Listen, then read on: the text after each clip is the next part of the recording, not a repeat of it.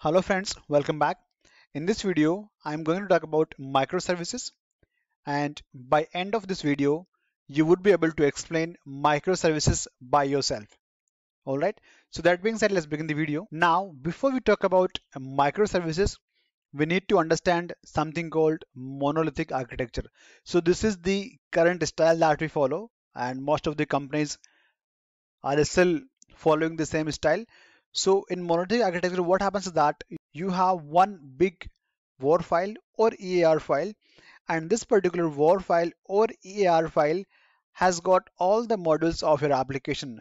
It has got all the UI components, your business logics, your data access layer and everything. So one big EAR file or war file includes everything required to run your application. All right. Now, there are numerous advantages of having a monolithic architecture, but here I'll talk about few major disadvantages of monolithic architecture. Now, the very first is to make a change. But you want to update any feature or you want to include a new feature in the application, you need to redeploy the entire application, right? Second problem, if any of the module goes down of your application, your entire application will be down and you will have a huge business impact. Now, the next problem, for example, if you want to handle huge traffic coming to your application, you need to deploy the same application, the big application on multiple servers. But microservices can sort out these issues, and we'll talk about microservices very soon. All right, so let's move forward. Now, the very first thing which you must know is that microservices is just a way to design an application. So when it comes to microservice architecture, it is just a way to design an application. So when you design an application, you talk about all the different microservices, you talk about the communication between the microservices, and you also talk about the technology stack. All right, now let's see here. For example, you have one big monolithic architecture. So when it comes to microservices, what you do is you first of all, you break down your big application into small modules. So you have one big application having 6 or 7 modules.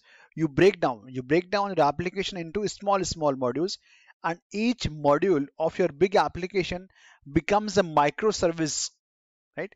For example, you have got one module, your products module becomes a product microservice. Your pricing module becomes pricing microservice. Your cart module becomes cart microservices. Similarly, checkout, payment and marketing. So basically each single module of your application becomes a microservice, right? So now here you can see we have got different microservices, and you can work on each microservices independently. And you can talk about the communication. Now if you see here, your product microservices is communicating with the pricing microservices, and both of these microservices are using same database. But if you see cart microservice, it is independent and it has got its own database. Similarly with the checkout, right? So when you talk about microservice architecture, you basically break down your big application into small modules, and each module becomes a microservice. All right, now we'll talk about more about microservices in this video. So let's move forward. If it's a microservice, it needs to follow some principles, such as the very first is single responsibility principle.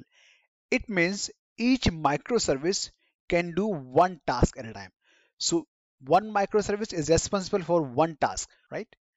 Now the next is built around business capabilities. It means, so basically initially we had one big application. Now we have break down that application into small microservices, and now these microservices work together to achieve your business objective, right? So each single microservice is contributing something to achieve your business objective. This is what we call is that your microservice is built around business capabilities. Now the next principle is isolate failure. So it means if microservice 1 goes down, it will not impact the other microservices. Next one is deploy independently. It means you change something in one of your microservices, or you just want to update some feature, or you just want to add a new feature in one of the microservices, so you can do that and you can deploy that application independently. So each microservice can be deployed independently. So if you are working on microservice 1, it will not impact any other microservices. Now let's talk about one business case. For example, here you can see we have one monolithic application, which is one WAR file, or it could be a EAR file. And this particular application has got multiple modules like admin, attendance, appraisal, payroll, employee, and all, right? Now we'll convert this monolithic architecture into a microservice architecture. So now here you can see, if you guys remember earlier, we just had one file or EAR file, but now if you see here, we have got different microservices. So we have got one employee microservice, which was a module. Payroll module became another microservice. Attendance module has become a new microservice, and appraisal module has become another microservice. So now we have got four different microservices. So basically each module has been converted into a microservice. So now if you see here, employee service is one WAR file. For payroll we have got another WAR file. For attendance we have got another WAR file. For appraisal we have got another WAR file. And for your admin module we have got another WAR file, right? So each single module of your monolithic architecture has become a microservice here in this architecture, right? And here we have defined the communication, that admin can communicate with the employee or with the payroll or with the attendance microservices through a REST API call. And each microservice has got its own database, right? So this is how a microservice architecture will look like in a real life. So you would be having multiple WAR files, but this time it would be very less in size. Each WAR file is just responsible for limited or for one functionality only. Now let's talk about another example.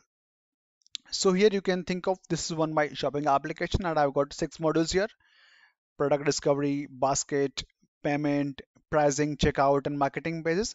So I've got one big 50-60 MB WAR file, one monolithic architecture, right? Now if I have to convert this particular services, I have to break down the modules, and I have to take one module and I have to convert this particular module into a microservice. So what I will do, I'll take product discovery module and I will convert into a product microservice. Similarly, I'll take pricing module and I will convert into a pricing microservice. I'll do same for others, for basket, cart microservice, for checkout module, checkout microservice, for payment module, payment microservices, right? So basically you need to take one module and convert that module into a microservice. So apart from converting each module into a microservices, you also need to define the communication between the microservices, and you also need to talk about the database as well. Microservices standards, you need to have your one microservice should have its own database.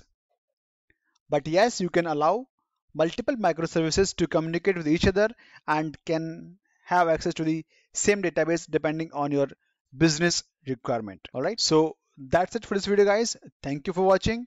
Bye for now, and please do subscribe my channel.